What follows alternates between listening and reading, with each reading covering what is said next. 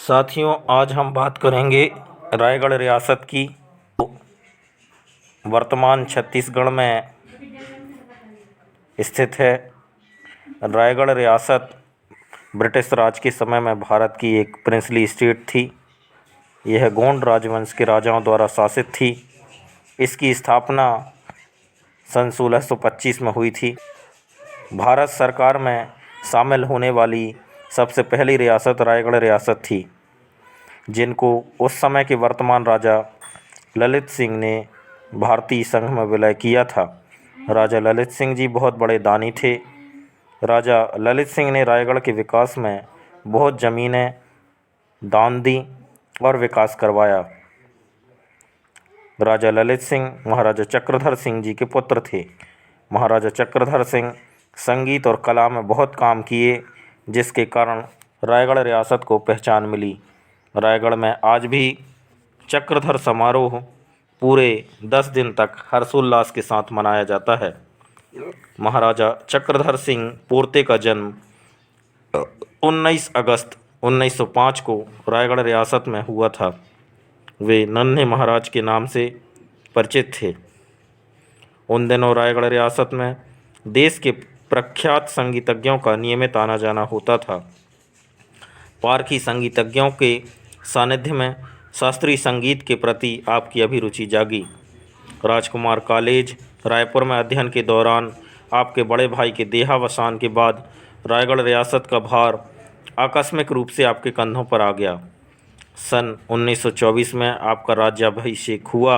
आप नीति एवं मृदुभाषिता से रायगढ़ रियासत में शीघ्र ही लोकप्रिय हो गए। कला पारखी के साथ विभिन्न भाषाओं में आपकी पकड़ अच्छी थी। कथक के लिए आपको खास तौर पर जाना गया और आपने रायगढ़ कथक घराना की नींव रखी। छत्तीसगढ़ के पूर्वी छोर पर उड़ीसा राज्य की सीमा से लगा जनजाति बाहुल्य जिला मुख्यालय रायगढ़ स्थित है। दक्षिण पूर्वी रेल लाइन पर बिलासपुर संभागीय मुख्यालय से 133 किलोमीटर और राजधानी रायपुर से 200 किलोमीटर की दूरी पर स्थित यह नगर उड़ीसा और बिहार प्रदेश की सीमा से लगा हुआ है। यहाँ का प्राकृतिक सौंदर्य, नदी नाले, पर्वत श्रृंखला और पुरातात्विक संपदाएं पर्यटकों के लिए आकर्षण का केंद्र हैं। आज़ादी और सत्ता के हस्तांतरण के बाद बहुत सारी रियासतें इतिहास के पन्नों में कैद होकर गुमनामी के अंधेरों में खो गए, लेकिन रायगढ़ रियासत के गोंड महाराजा चक्रधर सिंह पोर्ते का नाम भारतीय संगीत, कला और साहित्य के क्षेत्र में असाधारण योगदान के लिए हमेशा याद किया जाता रहेगा।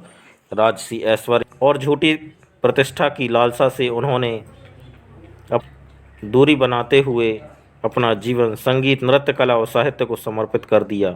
इसके लिए उन्हें कोर्ट ऑफ वार्ड्स के अधीन रहना पड़ा, लेकिन 20वीं सदी के पूर्वार्ध में रायगढ़ की ख्याति पूरे देश में फैल गई। यहाँ के निष्णात कलाकार अखिल भारतीय संगीत प्रतियोगिताओं में उत्कृष्ट प्रदर्शन कर पुरस्कृत होते रहे। इससे पूरे देश में गोंड राजा चक्रधर सिंह जी की ख्याति फैलती। रायगढ़ के गोंड महाराजा चक्रधर सिंह ने जयपुर, बनारस और लखनऊ कथक घराना की तर्ज में रायगढ़ कथक घराना बनाकर कथक नृत्य की एक नई शैली विकसित कर संगीत सम्राट की उपाधि से विभूषित होकर रायगढ़ रियासत व छत्तीसगढ़ को गौरवान्वित किया।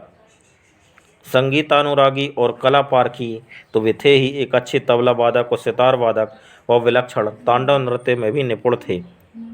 राजा चक्रधर सिंह जी ने संगीत और साहित्य की दुर्लभ पुस्तकें लिखीं। उन्होंने कला और संगीत से संबंधित विश्व का सबसे विशाल 37 किलो वजनी साहित्य लिखा है।